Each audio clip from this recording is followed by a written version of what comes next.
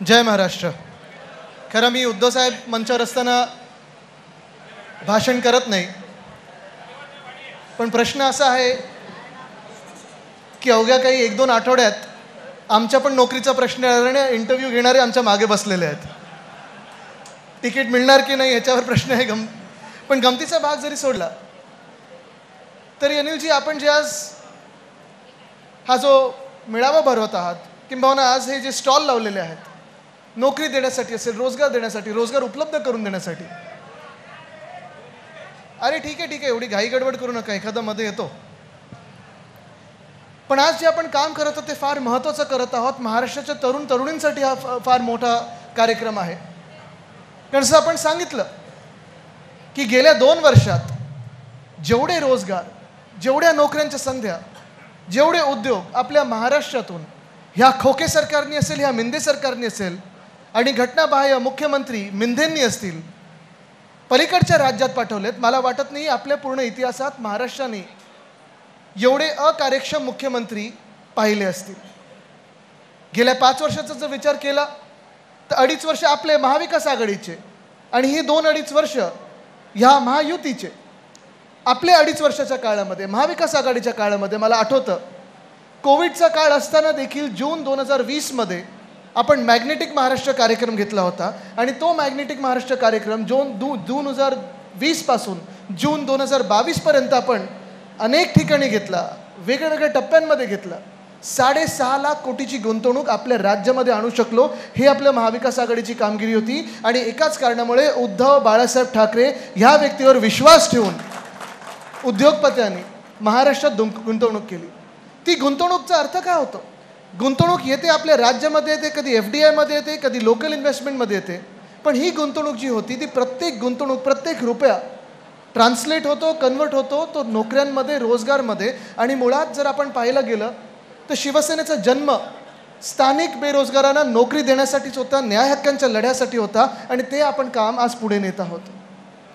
मग गेल्या 2 वर्षात जर आपण पाहिलं, खोके सरकारची जी कालावधी आहे, पूर्णपणे ह्या 2 वर्षामध्ये एक तरी मला तुम्ही असा कार्यक्रम दाखवा तिथे खोके सरकारने, कदाचित खोटे सरकार जरी बोललं तरी चालेल, असा रोजगाराचा कार्यक्रम एक तरी घटनाबाह्य मुख्यमंत्र्यांनी घेतलेला दाखवा.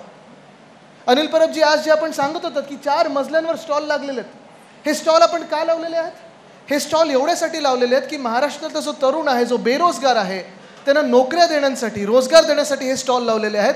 तसंच स्टॉल घटनाबाह्य मुख्यमंत्री मिंदेंनी पण लावलेत. पण ते स्टॉल जे त्यांनी लावलेले आहेत ते एवढ्यासाठीच लावलेत की महाराष्ट्रात तुम्हाला काय लुटायचं आहे, किंमत सांगा, आम्ही विकले जातो, तुम्हाला देऊन टाकतो महाराष्ट्र. एवढ्यासाठी ते मिंदेंनी स्टॉल लावलेले आहेत. महाराष्ट्र विकण्यासाठी मिंदेंनी स्टॉल लावलेत, दुसऱ्या बाजूला आपण रोजगार देण्यासाठी स्टॉल लावलेत. हा फरक आहे आणि हा फरक आज महाराष्ट्र पाहत आहे, आज महाराष्ट्र ओळखून आहे.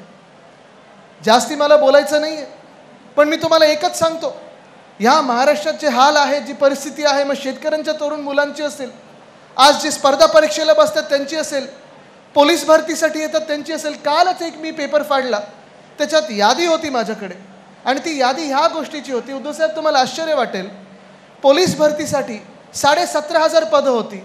17.5 लाख तरुण आले या महाराष्ट्रातून आणि सगळे जे होते ते एवढे सुशिक्षित होते. कोणी BCom केलेलं होतं, कोणी LLB केलेलं होतं, कोणी MCom केलेलं होतं, कोणी PhD केलेलं होतं. ते कॉन्स्टेबलच्या पदांसाठी आले होते. ही परिस्थिती आज महाराष्ट्रात आहे.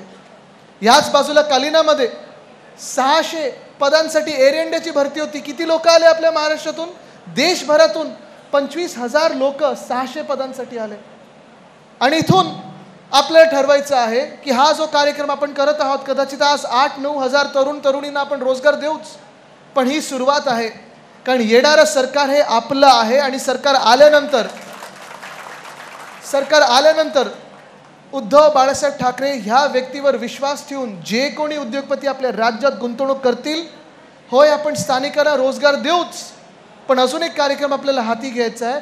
तो म्हणजे प्रत्येक 4 महिन्यानंतर महाराष्ट्राच्या प्रत्येक जिल्ह्यामध्ये असा रोजगार देणारा कार्यक्रम आपण करायचा आहे, जिथे स्टॉल लावू आपण आणि महाराष्ट्रातील तरुण तरुणींना असेल. मग ते शहरातली मुलं असतील, मुली असतील, किंवा गावातले मुलं मुली असतील, खेड्यापाड्यातले मुलं मुली असतील. आज आपण पाहतोय महाराष्ट्रातले हाल. काल 6 की 7 आदिवासी आमदारांनी मंत्र्यालाच उड्या मारल्या कारण मुख्यमंत्री त्यांना भेटत नाहीत. पण आपल्याला हे सरकार लोकांच्या घरोदारी न्यायचं आहे आणि त्यांना रोजगार द्यायचा आहे, त्यांना न्याय हक्क मिळवून द्यायचे आहेत. म्हणून ही सुरुवात आहे. मी सगळ्याच शिवसैनिकांना, युवा सैनिकांना, भारतीय कामगार सेनेच्या लोकांना, महिला आघाडीला, युवती सेनेला शुभेच्छा देतो की ही सुरुवात आहे. ही आपल्याला प्रत्येक गावात न्यायची आहे, महाराष्ट्राच्या प्रत्येक जिल्ह्यात न्यायची आहे. ही ताकद जी आहे ती तरुणींची ताकद आहे. त्यांना त्यांचा रोजगार द्यायचा आहे. ही सुरुवात करूया आणि महाराष्ट्र पुन्हा एकदा सुवर्ण काळाच्या दिशेने येऊया. धन्यवाद. जय हिंद, जय महाराष्ट्र, वंदे मातरम.